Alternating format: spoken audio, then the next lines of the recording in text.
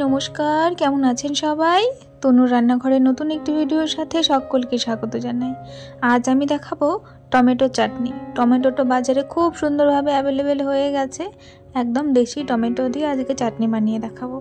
এইখানে আমি কি নিয়েছি সেটা প্রথমে কিন্তু শেয়ার করছি আপনাদের সাথে।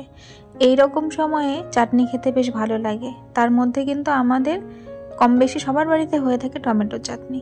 তো প্রথমে ফোড়নের জন্য নিয়েছি হাফ চামচ কালো সর্ষে, একটা শুকনো লঙ্কা, একটা তেজপাতা, আর সাথে কিছু ড্রাই ফ্রুটস নিয়েছি, 2 রকমের কিশমিশ আর কাজু, আর রয়েছে এখানে আমসত্ত্ব দিয়ে এইভাবে চাটনি বানালে কিন্তু দুর্দান্ত স্বাদ হয়। সেই জন্য আমি আমসত্ত্বটাকে ছোট ছোট পিস করে কেটে নিয়েছি। সাথে এখানে টমেটো নিয়ে নিয়েছি 250। প্রথমে আমি টমেটোটাকে পেস্ট করে চাটনিটা বানাবো। এই টমেটোর খোসাটা থাকার জন্য না চাটনি অনেক সময় খেতে ভালো লাগে না। এইভাবে স্মুথ কিন্তু পেস্ট বানিয়ে নেব আমি পুরো টমেটোটাকেই। এইভাবে আপনারা একবার চাটনি করে দেখতে পারেন, দুর্দান্ত হয় খেতে, একদম স্মুথ আর খুব ভালো লাগে খেতে। তো প্রথমে কড়াইয়ে 2 চামচ সর্ষের তেল দিয়ে দিলাম, তারপরে তেজপাতা আর শুকনো লঙ্কাটা ফোড়ন দিলাম। তারপরে আমি এখানে অ্যাড করে দিচ্ছি কালো সর্ষে কিন্তু বেশি দেবেন না, এতে কিন্তু ভালো লাগে না খেলে। তো এইবারে গ্যাসের ফ্লেমটাকে একটু লো করে দিয়ে আমি এখানে অ্যাড করে দিলাম পেস্ট করে রাখা টমেটোটা পেস্ট করে রাখা দেওয়ার পরেই আমি এখানে অ্যাড করে দিচ্ছি হাফ টিস্পুন মতন গ্রেট করে রাখা আদা।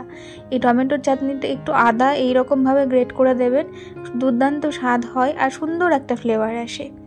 টমেটোর যে নিজস্ব একটা গন্ধ আছে সেটা কিন্তু চলে যায়। তারপরে এখানে সামান্য একটু নুন আর সামান্য হলুদ দিয়ে এটাকে ভালো করে এবারে কষাতে হবে।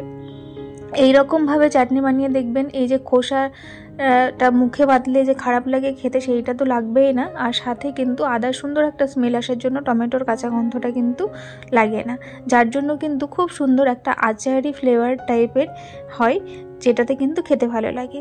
তো আজকের ভিডিওটি কে কোথা থেকে দেখছেন অবশ্যই জানাতে ভুলবেন না। আর যদি আজকের ভিডিওটি ভালো লেগে থাকে তাহলে প্লিজ চ্যানেলটিকে লাইক, শেয়ার, সাবস্ক্রাইব করে বেল নোটিফিকেশনটি অন করে রাখবেন। এতে করে আমার ভিডিও নোটিফিকেশন সবার আগে পেয়ে যাবেন। তো এখানে দেখুন ভালো করে আমি কষিয়ে নিচ্ছি, কোনো রকম যেন জল না থাকে। তো এইবারে বেশ খানিকক্ষণ কষিয়ে নিয়ে যখন অনেকটা কমে আসবে সেই সময় পরিমাণ মতন আমি এখানে চিনি দিয়ে দিলাম।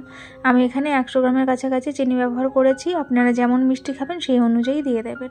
তো চিনিটা মেল্ট হয়ে যাবার পরে দেখুন কালারটা খুব সুন্দর করে চেঞ্জ হতে শুরু করেছে। এই পর্যায়ে কেটে নেওয়া ড্রাই ফ্রুটসগুলো আর সাথে আমসত্ত্বটাও দিয়ে দিলাম। আমসত্ত্ব দিয়ে এরকমভাবে চাটনি বানালে কিন্তু দুর্দান্ত লাগে খেতে। তো আপনারা পারলে এইভাবে করবেন।